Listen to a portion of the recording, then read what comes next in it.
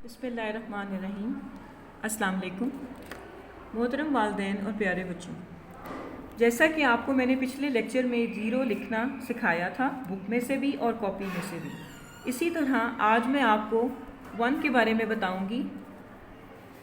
पहले हम बुक में से गाइडेंस लेंगे वन की। ये क्या है? वन। आप मेरे साथ रिपीट करें, वन। वन का मतलब है कोई भी एक ऑब्जेक्ट, चाहे वो कुछ भी हो सकता है। One pencil, one eraser, one sharpener, one book. Similarly आप सामने देख सकते हैं कि आपकी बुक में वन से एक ही ऑब्जेक्ट बना हुआ है एंड दैट इज़ टाइगर। क्या है ये? Tiger. How many tigers are there? आप ज़रा काउंट कीजिए इसको। आप काउंट करेंगे तो that is only one tiger. One. यहाँ पे कोई दूसरा टाइगर नहीं है। वन का मतलब है वन ऑब्जेक्ट, यानी सिंगल ऑब्जेक्ट। आप बुक में वन को फॉलो करें। वन लिखना नहायत आसान है। आप वन को डॉटेड लाइन पे फॉलो करते हुए यहाँ से स्टार्ट करेंगे और यहाँ से बिल्कुल सीधा स्ट्रेट नीचे लेके आएंगे।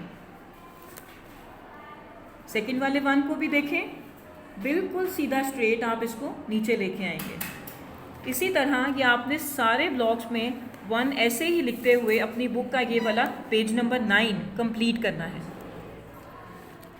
अब मैं आपको कॉपी में से बताती हूँ कि वन कैसे लिखना है। कॉपी को ध्यान से फॉलो कीजिएगा। कॉपी में जैसे कि मैंने आपको ज़ीरो का बताया था, उसी तरह वन भी कॉपी में मेंशन किया गया है। हाफ पेज पे आपको फुल डॉट्स लगा के दिए गए हैं ताकि आप बआसानी इसके ऊपर अपनी राइटिंग प्रैक्टिस करते हुए अपने हैंड्स राइटिंग स्किल्स को इम्प्रूव कर सकें। नेक्स्ट हाफ पेज पे आपने सेल्फ राइटिंग करनी है। हम यहाँ से स्टार्ट लेते हैं। वन को ऊपर वाले फर्स्ट डॉट से आप स्टार्ट करते हुए यहाँ नीचे पूरे ब्लॉक में इंतहाई खूबसूरती के साथ वन लिखेंगे। ये देखिए, वन।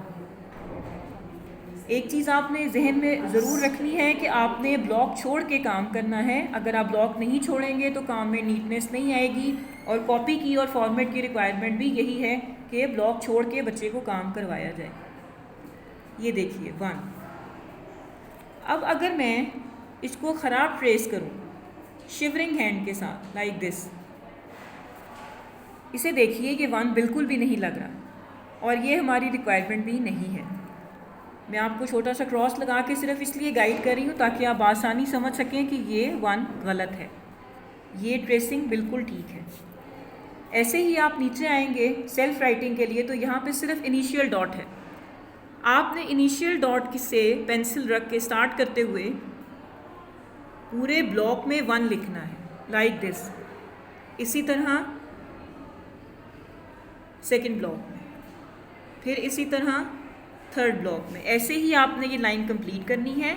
और यहाँ के लिए भी मैं आपको बता दूँ कि आपने अगर स्टार्टिंग लाइन से वन स्टार्ट तो किया है लेकिन आपने उसको हाफ ब्लॉक तक रखा है, डैट इज़ रॉन्ग, ये गलत है। आपने अच्छे तरीके से अपने हाथ पे ग्रिप रखते हुए पूरे ब्लॉक में वन लिखना है। इसी तरह आपने पहले ये डॉटेड लाइन कंप्लीट करनी है। एक बात मैं आपको यहाँ बताती चलूँ, ख़ासतौर पे वालिदैन के लिए, पहले आप बच्चों को ऊपर का पेज कंप्लीट कराइए, जो ऊपर के फुल डॉट्स हैं। जब तक बच्चा ये फुल डॉट्स कंप्लीट नहीं करेगा तब तक वो अपनी हाथ पे ग्रिप नहीं रख सकेगा। इसलिए आप तवज्जो के साथ पहले बच्चों को ध्यान से फुल डॉट्स की ट्रेसिंग करवाइए ताकि बच्चा इसको बआसानी समझ सके। और फिर उसके बाद आप यहाँ तक इस डॉट पे पेज को यहाँ तक कंप्लीट कराइए।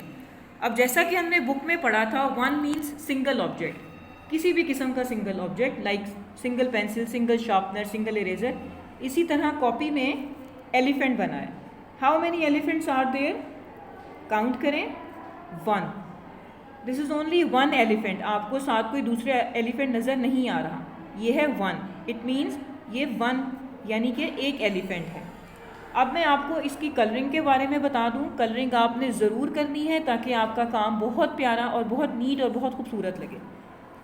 आपने बच्चों को अपनी रहनुमाई में कलरिंग करना सिखानी है कि बच्चे अच्छे तरीके से इस तरह कलरिंग करें। एक चीज़ का ध्यान रखिएगा कि कलरिंग बाहर बिल्कुल भी ना आए।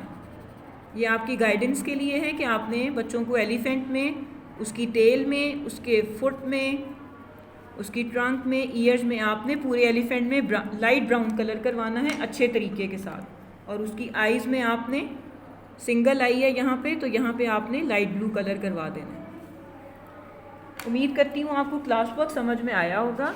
अब प्रैक्टिस के लिए आपके पास होमवर्क है। HW means homework. यहाँ पे Q मेंशन है। Kindly right the question in front of Q।